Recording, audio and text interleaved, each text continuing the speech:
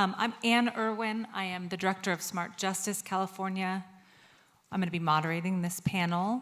Just a quick tidbit about me and really the more relevant parts of my story. Now I work in policy and politics around criminal justice, but that work was really spawned by my work as a public defender in San Francisco, which truly is the front lines of the intersection between mental health, behavioral health, and the criminal justice system. In that, I saw the failure again and again and again of a system that was not designed to care for people in behavioral health crisis. So it's really a pleasure to be in a room like this with all of you who dedicate yourselves to this work. Thank you. I want to introduce our panelists. I'm going to start with Tinisch Hollins. Tinisch is also one of my close partners in the work, so it's a pleasure to be here with you. Tinisch is the Executive Director of Californians for Safety and Justice. This is one of the most important justice reform organizations in California. They are responsible for the passage of Proposition 47 over a decade ago, which really helped to bring California's prison population down after it had reached an apex of overcrowding and really constitutional crisis. Tinisch also, the special thing about Californians for Safety and Justice is that they work really closely with survivors of crime as well. Their network of survivors now is more than 50,000 crime survivors in California. And Tinisch is herself a crime survivor, so is both an activist around decarceration and also holds and lifts up the needs of survivors. Let me make sure that I don't mess up for other folks. Dr. Ruth Shim is a psychiatrist both in cultural psychiatry and clinical psychiatry at UC Davis. She also has a clinical practice where she works with early diagnosis and preventative treatment through UC Davis. It's a real pleasure to have your expertise. And Joaquin Jordan, all the way on the other end, is both a social impact consultant and associate director of Project Upstream.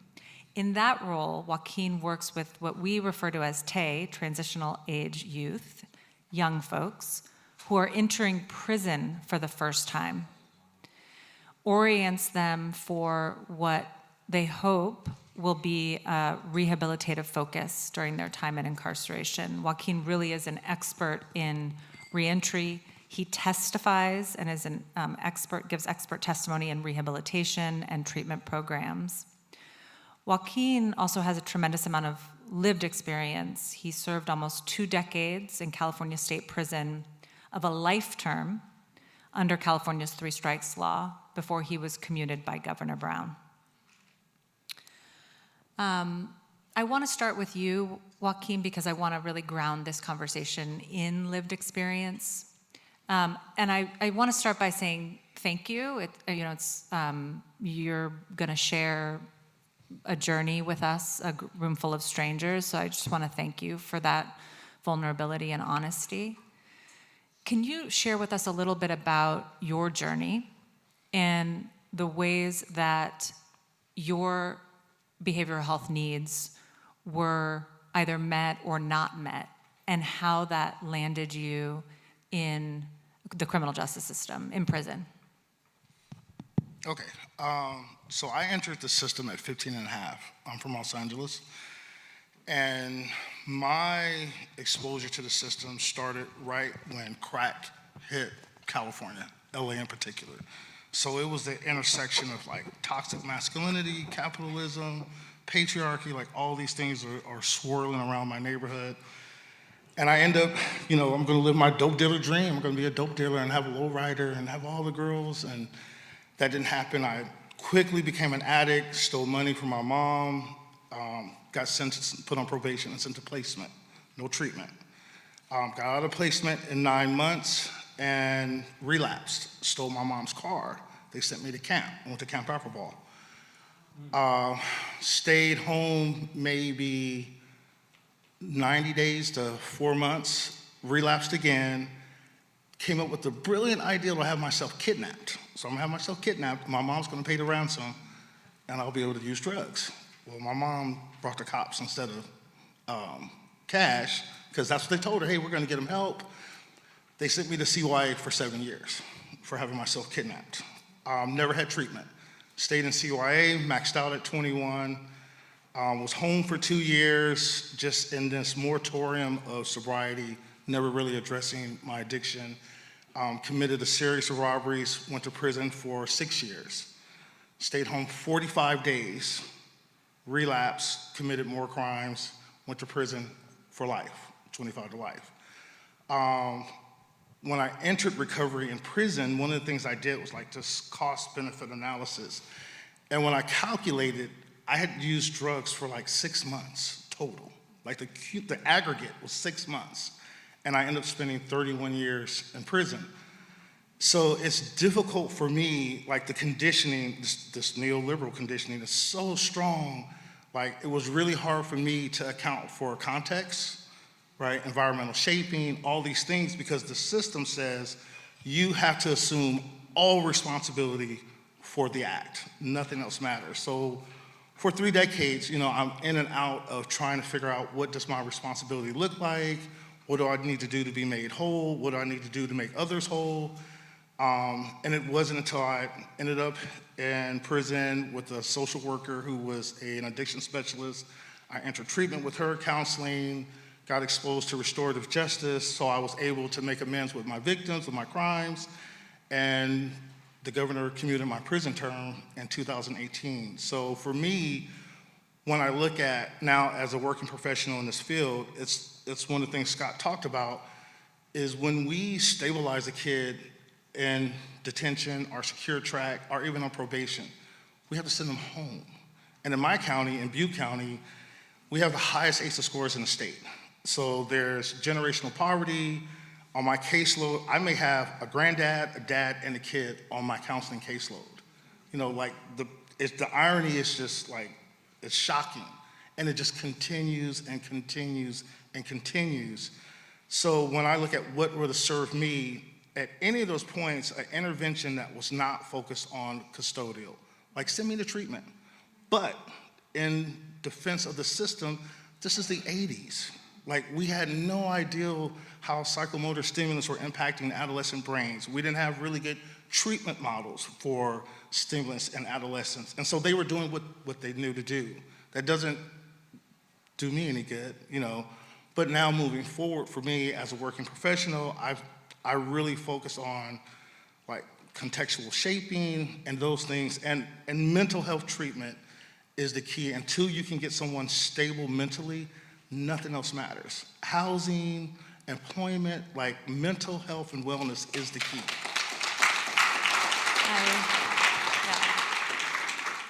Just a quick little bit of decoding. So CYA was California Youth Authority. It was California's youth prison system. It has now officially shut down, which is a victory, to be sure.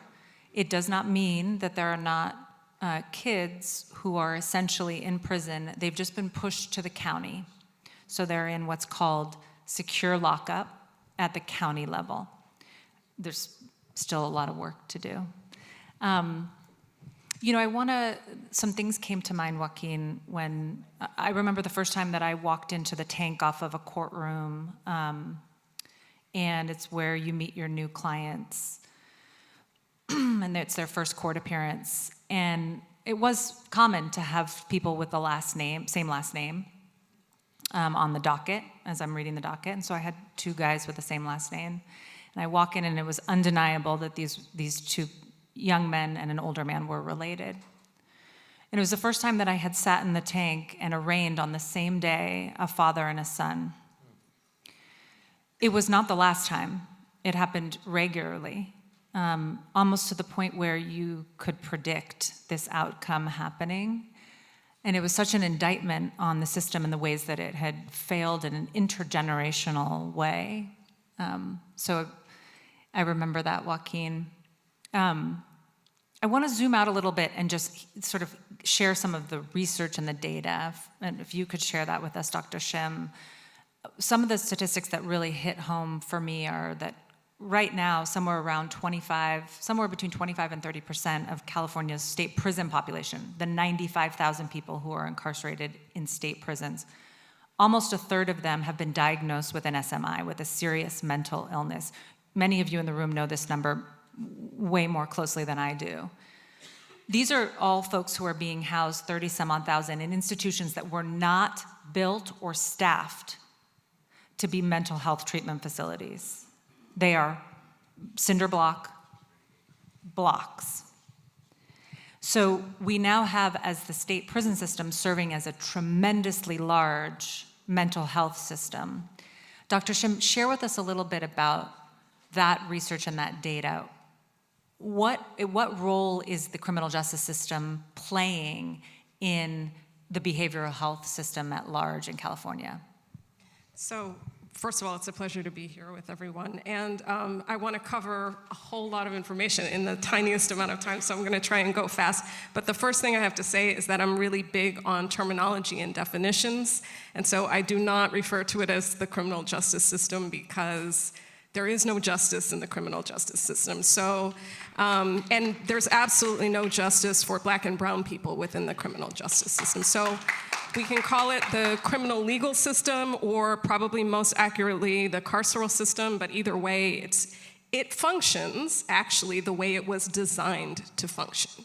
So when we think about why the LA County Jail is the largest provider of mental health treatment in the country, that's by design. And so if we kind of zoom out to think about the data and how it was designed to function this way, my work and my research is on the social determinants of mental health. We describe or define the social determinants as societal factors or environmental factors that impact health that aren't part of healthcare or the healthcare system. So when we think about social determinants of mental health, we're thinking about things like things that Joaquin mentioned, adverse childhood experiences. We're thinking about poverty. We're thinking about aspects like access to healthcare, transportation, housing, but also things like mass incarceration and discrimination.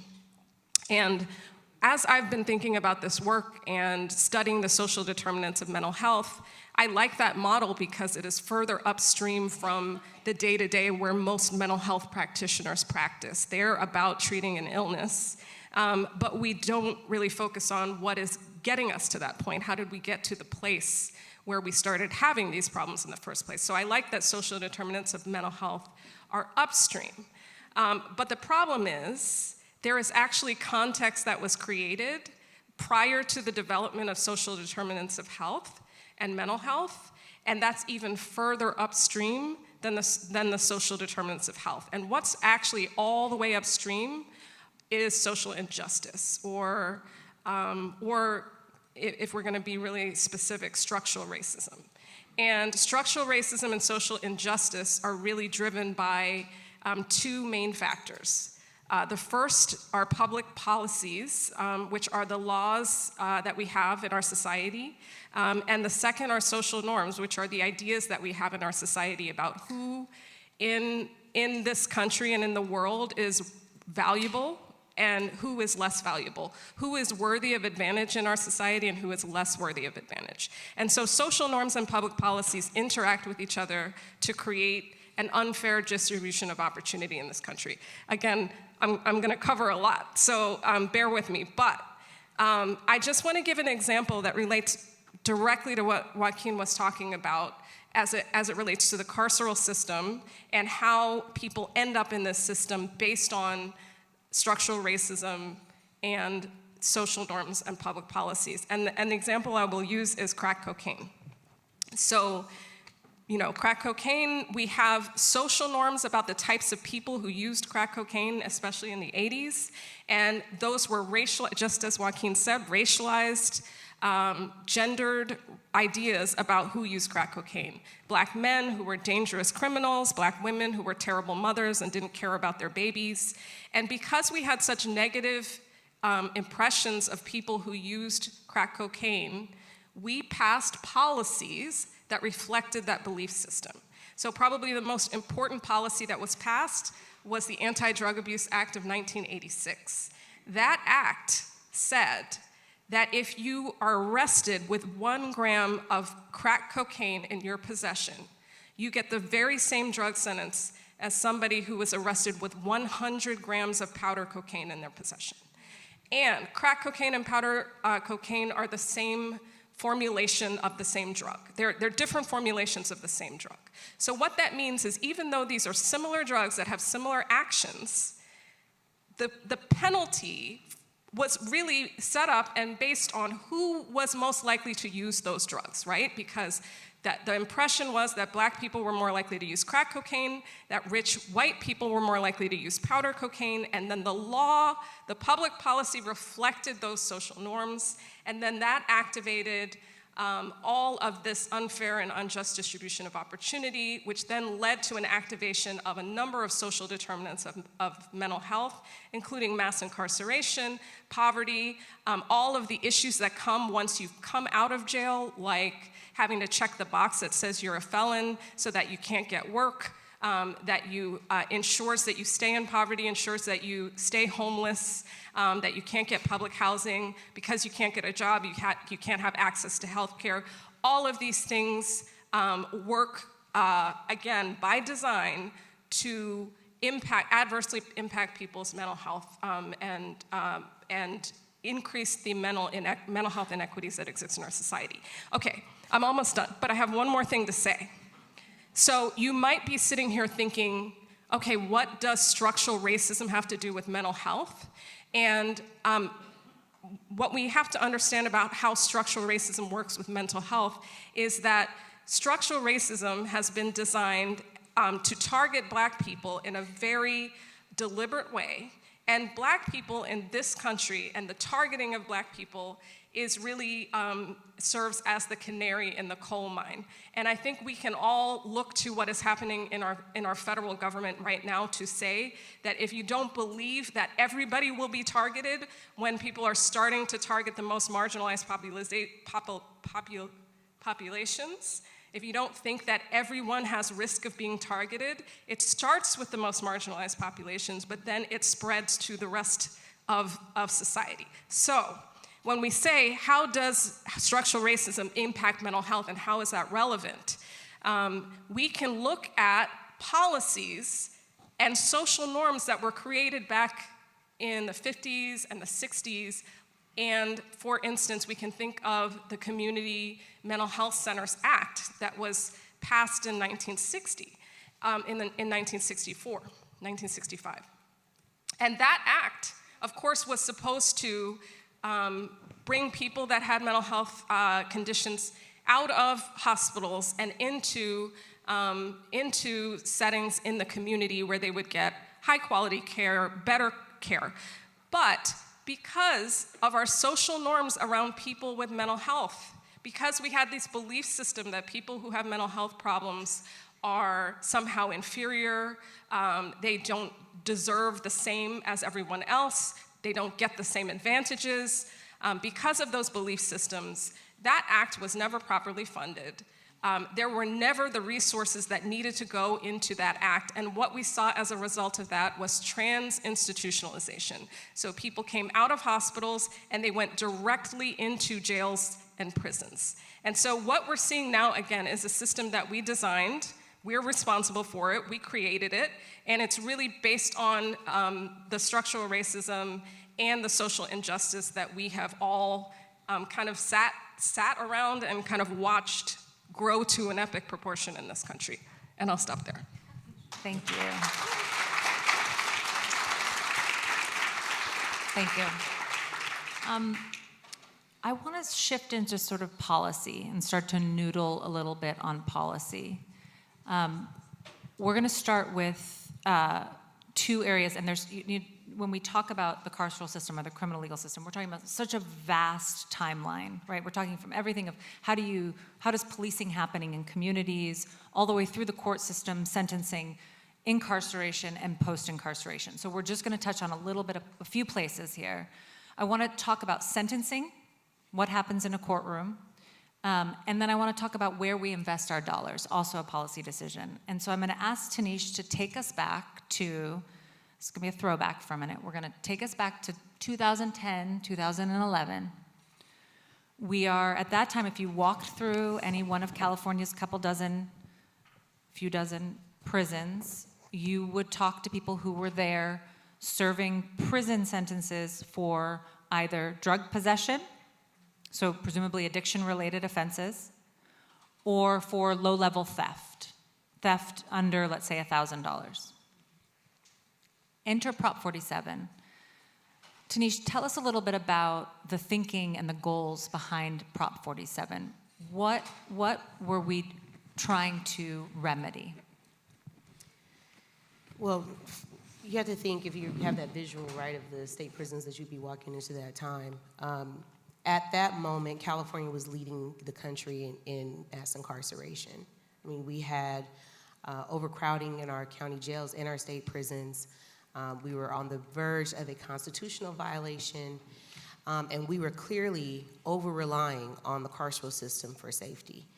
And our communities were experiencing a lot in terms of violent crime, and there wasn't very much being offered in terms of solution. Jail and prison was the response. And so the thinking behind Prop 47 is, one, we cannot incarcerate our way into safety. We know that doesn't work. There were many examples just in this conversation about the intergenerational impact of that and how it's destroyed whole communities and the ability to build this fabric of safety. So one, it was to look at folks who were being sentenced for low-level crime and thinking about how we could do this differently. Two, it was to deal with the recidivism rates. Many people who were getting out of jail were going right back, right? I think our recidivism rates at that point was 1 in 3 individuals were going back into the system. So clearly folks were coming out of incarceration without the stability that we know it takes to prevent folks from going back into the system. And then the spending alone. We spent a lot on response to crime. We didn't spend enough on prevention or dealing with the root causes of crime to interrupt the cycle. So when you talk about what Prop 47 was at its essence, it was, one, a legislative tool for us to stop over-relying on the carceral system and to reallocate dollars to things that actually could help us prevent crime from happening in the first place. Many of the programs that we've mentioned in our conversation, like reentry, trauma recovery, these programs were funded at the local level through Prop 47 savings. And we saw really, really amazing outcomes from those programs as well.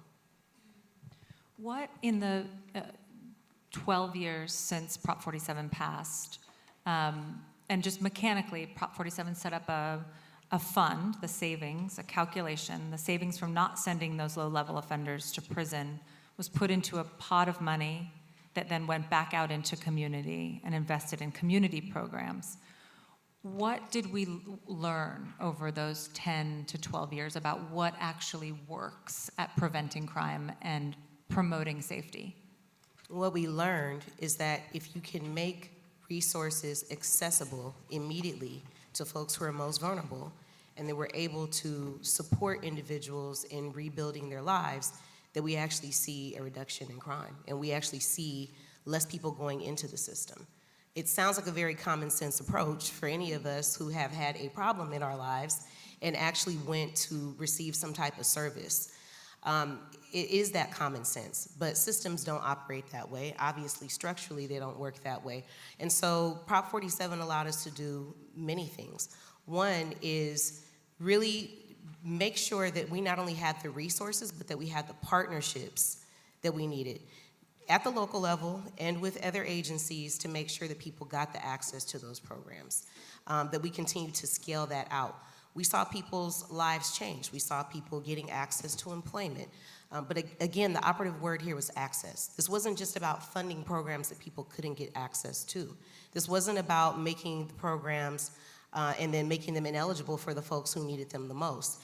And that insight and expertise really came from the folks who were working at the community level, people who had lived experience, who had gone through the systems, who could actually navigate with folks who were living through those challenges, and not waiting until people actually came into contact with the criminal legal system to get an assessment, especially around things like mental health. We wanted to make sure that we didn't have to wait to add an additional barrier, including a lifelong felony restriction, for someone to get access to something like mental health treatment.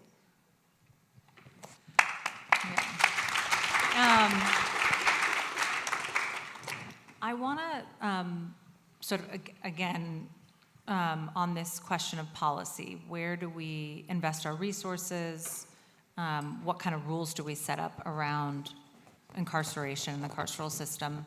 I want to kind of pull folks, the panelists, on their wish list. So this is like a dream big moment. I'm going to start with you, Scott.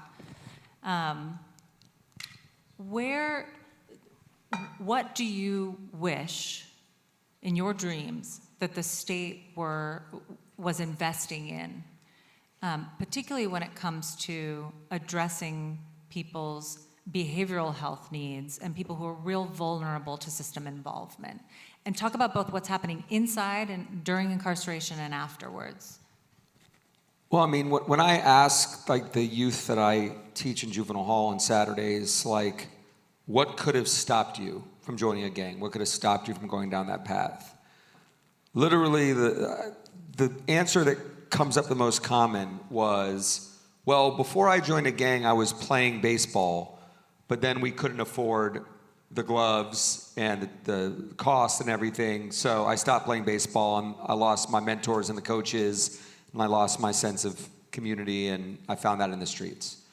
Or same thing with music, same thing with arts, same thing, et cetera, right? So I think this is so common sense, right? Putting positive adults that are consistent and caring in young people's lives, especially when you know this person has an unstable household and is going to need a safe space to go to at school or the Boys and Girls Club or whatever it may be, or in sports, et cetera.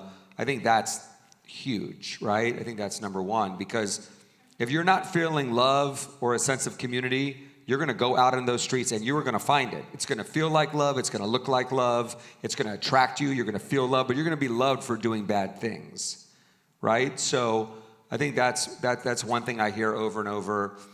And then inside the system, I don't know if you guys know this, but if I'm incarcerated in CDCR and I'm not diagnosed with a serious mental illness, I can't get therapy.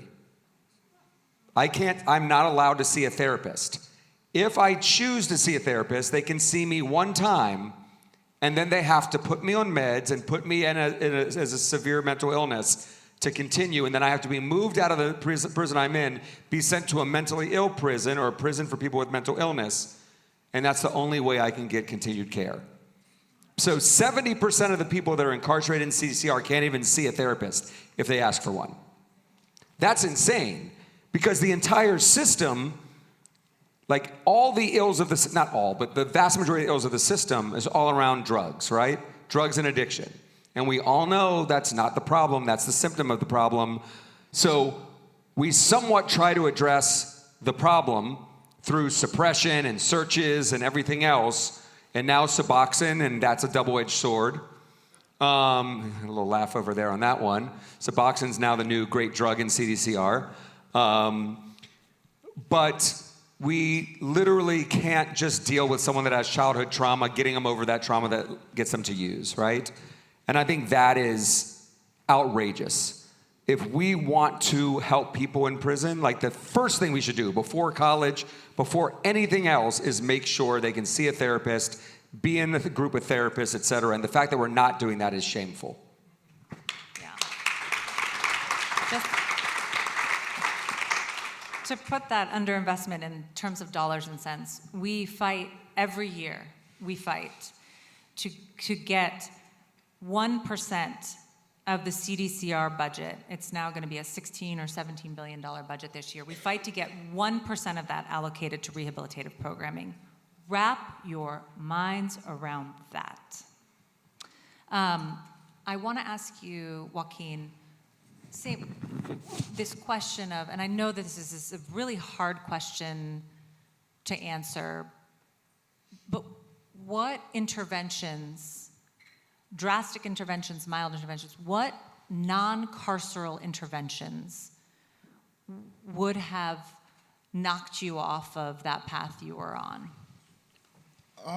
For me, I think, and it's the work that I do now in our consulting with Continuity Consulting, we run a youth peer mentor program. And so what I found in all my life, it's all relational driven. Someone taught me how to use cocaine. Somebody taught me how to be a criminal. Somebody taught me how to hold a gun. So we need, as a prevention, we need adults in our communities who are mentoring, because social learning is a thing. You're either gonna pick it up vicariously, or you're gonna watch it, or someone's gonna actually give you step-by-step instructions. And so I think that's what's really needed. Like, no one taught me what it meant to be a whole, emotionally regulated male as a young child. We didn't talk about those things in my family. We didn't talk about those things in our neighborhood. So I think from a restorative justice perspective, as stakeholder participation, it is absolutely required that people within their communities have adults who can be that one person for that child. Because the child just needs one person who can tell them, you can do it. I know this is not your fault, but it is your problem, but we can help you figure it out. And so for me, it's really about prevention. It is, do we have mentors and credible messengers, and not just credible messengers who have been in the system. One of the things I really promote is when I'm working in prison or in juvenile facilities, I tell the staff, you grew up in the same neighborhood. How did you say no to all those choices? You need a coherent narrative so you can communicate to these kids how you said no. So there's credible messaging in that also.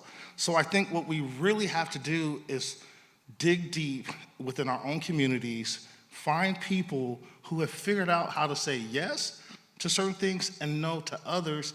And that's what we need to be teaching our youth, because it's part of the system. It's the structural part of the system. You don't get this in a civics class. No one tells you how to deal with a bully. No one tells you what do you do when you feel like your parents don't love you, as Scott said, because they're working. No one's really addressing the real lives that these adolescents are living right now. They're living adult lives as children, and no one's addressing that fact, and that is highly traumatizing. So when we talk about prevention and using mentors, what we also need to roll into this is the ability and the capacity to address the inherent trauma generation within our system. No one wants to talk about that. Like, if you're in this country, in these communities, you're traumatized, whether you know it or not. Now, with the new political situation, you have people who are not of color who now realize, oh, this is what it feels like when my vote doesn't matter. I don't know what to do with that. But this is the reflection. You see it now downstream. It's like, oh, this is by design. So I think having the ability to mentor, to support, to encourage, to cheerlead, to just be someone that says, I got you, like in a way that's meaningful and positive. I want to lift up something that you mentioned, and that is the role of people working within the systems, whether that's working within a carceral institution, we call them guards, COs, probation, empowering those folks to see themselves and to be trained to be agents of change and growth is an inflection point. I think that we are at that point in our system where, rather than an us versus them approach to the people working inside institutions, right? We are the ones working inside this institution. We are law enforcement. We are here to lock up and keep control of bad guys. Changing the shape of that role so that it is more of a social worker role. It is, I am someone who is here who can actually help the folks that are living inside this institution or interacting within this institution. So I was the first, I hate this word, inmate in California to have their sentence recommended for recall. Like, I was the first. They didn't have a process to get me out, so they had to commute my term. But the irony of that was it required staff to stand up and say, yeah, I think he's suitable to be released back to the community. I had a sergeant tell me once, hey, we can be friendly, but I can't be your friend. And that was powerful for me because those were clear boundaries.